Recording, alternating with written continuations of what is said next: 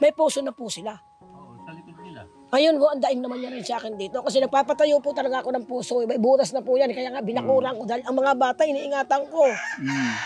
Biglaan naman po namatay yung asawa ko. Kaya wala na po akong pangtustos.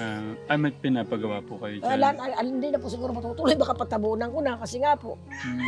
Pero may nasimula na po? Opo.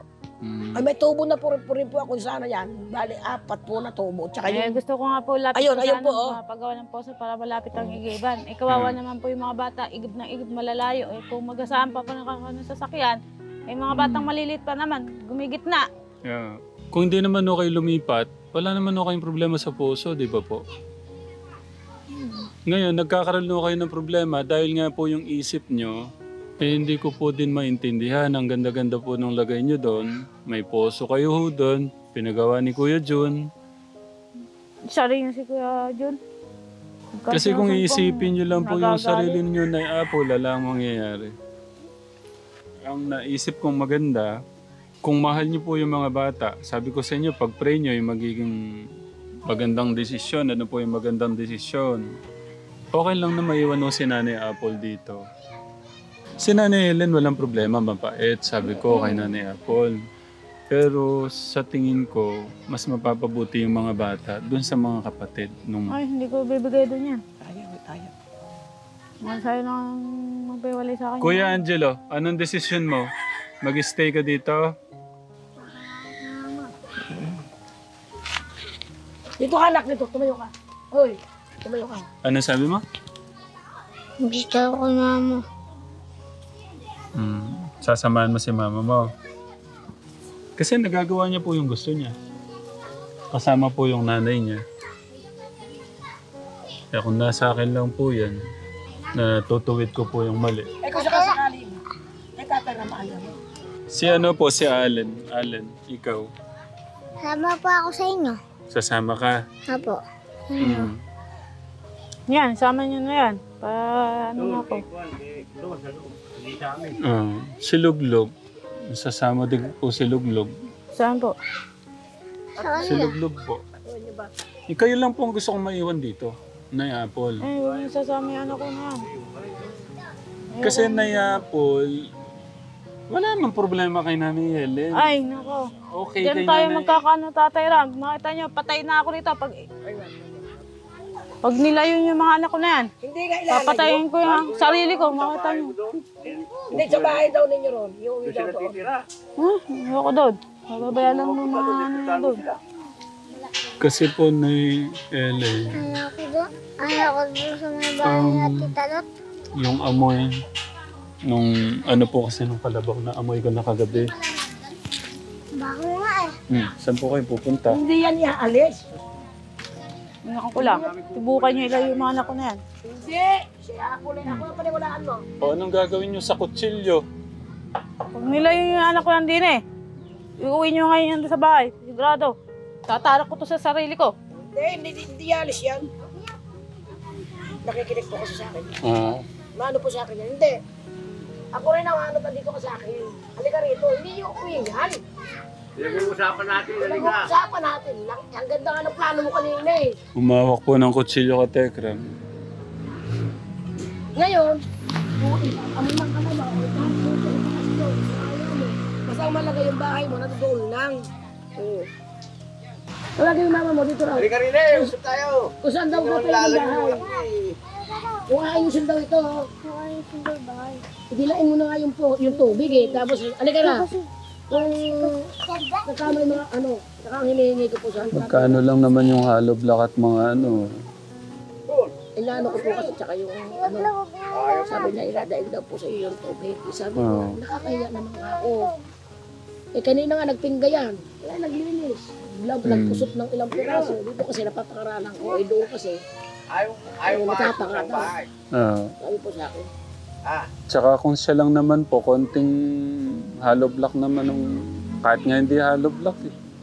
Ilalayo Ikuha na lang natin din. yung tatalan. Patayin ko na lang sarili ko. Kunin nga rin yung patili. Hindi Hindi, lalayo ilayo yan. na yung anak ko na yan. Hindi lalayo yan. Ito rito. Alika na. Tatara ko talaga sa leg ko itong kitsilyo na rin.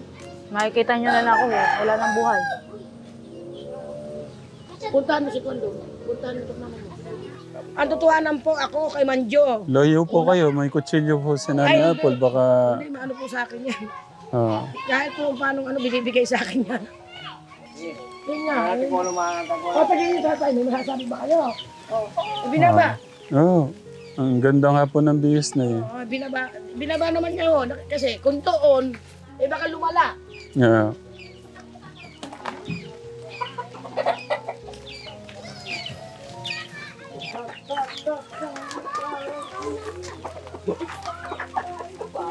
Kaya ako, medyo baliwaas. Ah, ano na ho pala? Bahay po nung anak ko po. Bahay po ng anak ko to. Ano naman po nakatira yan, lumipat na po doon. Sabi naman Kuya niya, Gus. Nanay Eka, dito Eka ako tito, bahala ka kako kung gusto mo. Sige. Yan ka kung ganyan lote. Kasa lang.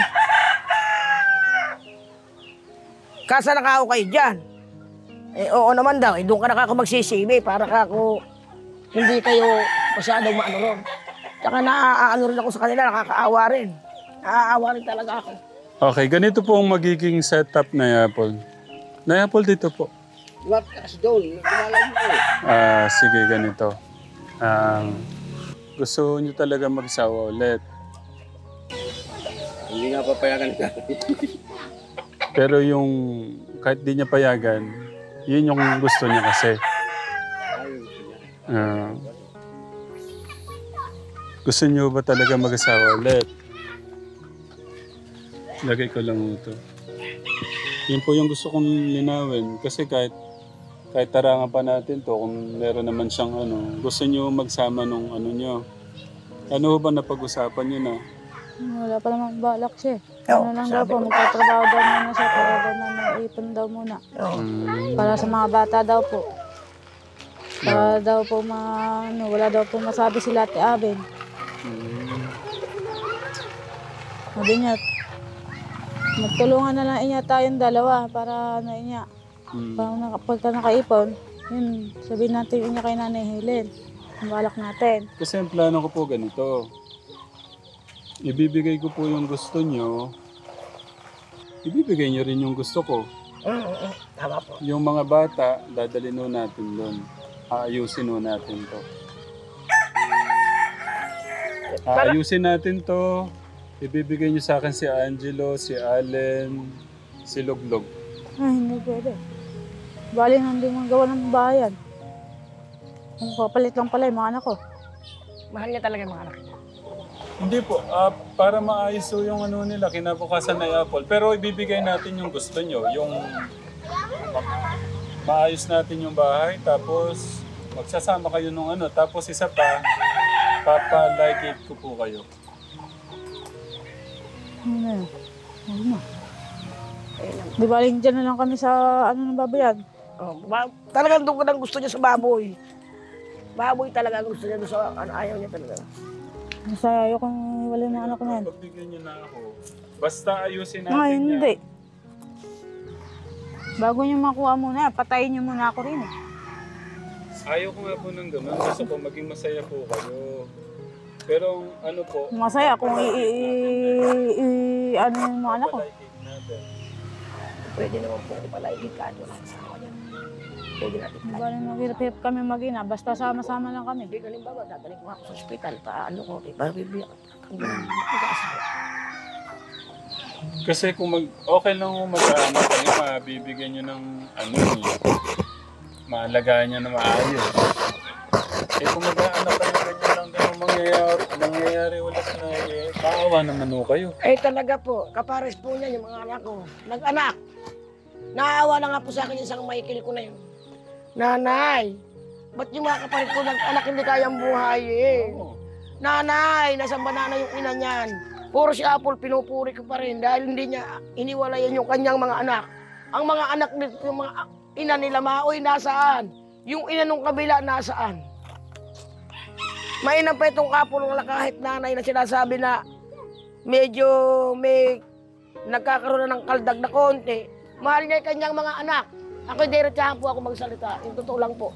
Puro yung mga apo ko, hindi minahal ng mga ina. Mabilib ako dyan, isusubo na lang. Ibibigay pa. Yun naman po yung Iyang akin naman na yan at saka po yung isa ko ron. Maaga pong sumama sa ibang lalaki. Puro hanggang ngayon po. Humihingi ng tawad sa akin na para bumalik. Kailan pa na malalaki na yung mga apo ko, babalikan mo tapos nanakawin mo? Hindi pwede. Ipaampong ko na lang yan pag hindi ko na kaya. Laluka ko yan, matanda na ako. Hindi na ako makakapaghanap buhay. Ibibigay ko na lang. Ay, isa pa rin po pala. Tatay Ram, may sinabi po talaga sa akin yan. Yan pa, buti po naisip ko. Ang sabi, nanay, hindi ko na paaralin yung bata. Yun ang huwag mong gagawin. Oo. Ha? Naku. Paaralin mo. Puro nanay ka, kung ibibigay nila ika nanay yung ATM, makiusap ka. Kasi kako, ang purpose, ang ATM mo, talagang nasa'yo. Ay, kasi po, isiraw ka no, ang mga sumbong sa akin, ganito po sinusumbong. Kaya para sa akin po kasi Tatay Ram, wala daw siya pambayad ng eskwela. Sabi ko, may purpose ka. Yung kinukuha mo sa purpose, talagang sa bata yun. Bakit hindi mo pag-aaralin? Ituloy mo ngayong taon. Sa susunod na taon, dito kako, ang mag-aaral, yung mga apo ko rito, sige kako, imaliman ito. Iwan natin na lang, baka buntis na ako sa Nanay Apple. Ay, hindi po. Hindi po, papangako ko po yan.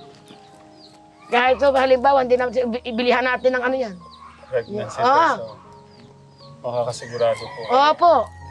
Nagtabi ka na ba kayo ni Balang? Oo. Ilang beses na po. Wala pa. Hindi na po, iyan lang, hindi naman ako bilib.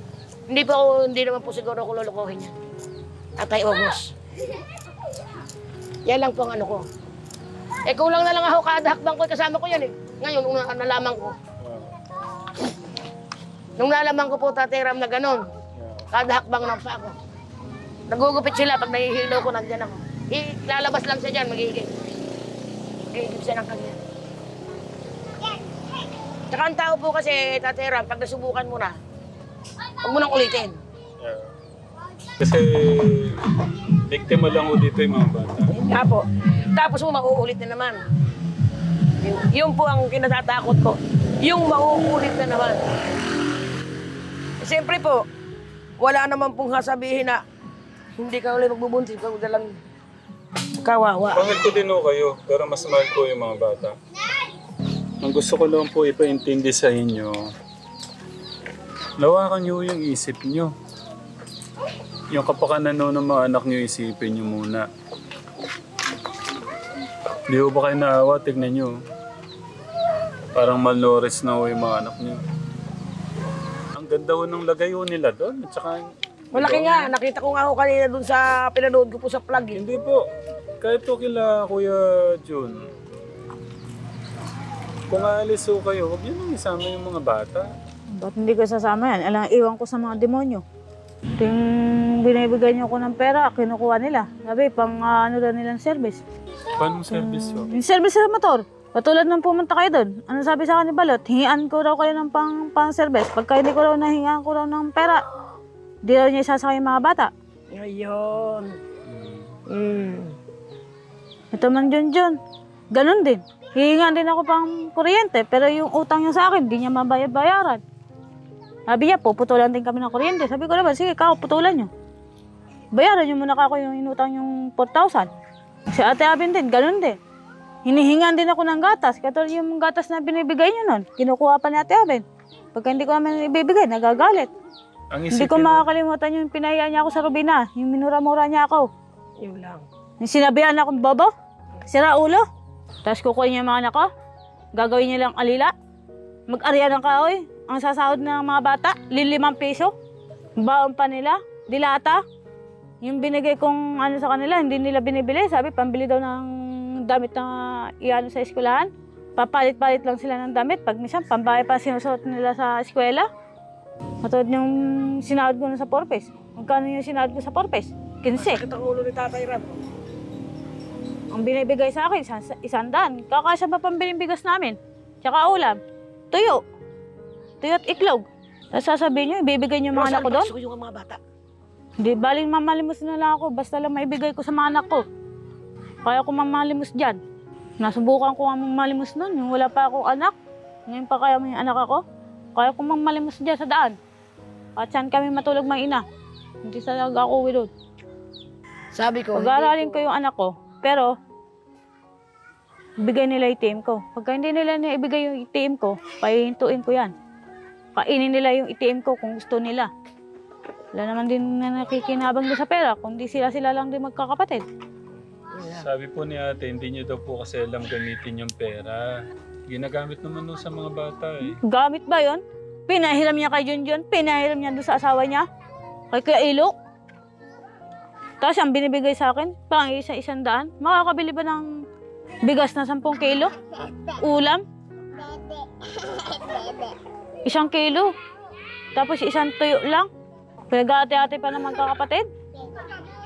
Tapos pambayad pa namin ng tubig, kuryente. At magtampo kayo sa akin, Tatay Ram. Hindi ko ibibigay yung mga anak ko doon. Mamatay muna ako bago ko ibigay doon yan.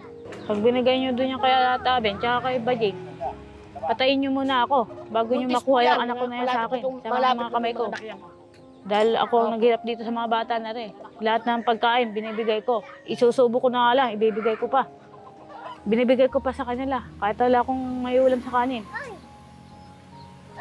Nagluto sila nanay na hili na manok. Nakita ko lang mga anak ko na kumakain ng masasarap. Bali, asin ng ulamin ko. Binibigay ko lang sa mga anak ko yung gusto nila. Tapos ihiwalay nyo sa akin yung mga anak ko. Eh, hindi maganda yun. Okay lang Ako sa ang ina. anak, napapabuti mo sila sa... Ako ang ina, ako may karapatan, hindi sila. Paglalaban ko yung mga anak ko na yun, kahit siya magpunta yan.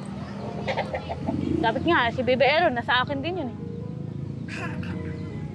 Ulam, malay ka Hindi rito. ko na nga kinukuha yung anak ko doon, nasa kanila na eh.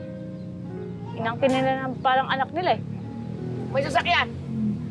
Tapos kukunin pa yung mga anak kong mga yan, malalaki na. Gawin na lang nilang ano-ano doon. Mga pamangkin din nila ano. Mamaya okay. Yeah.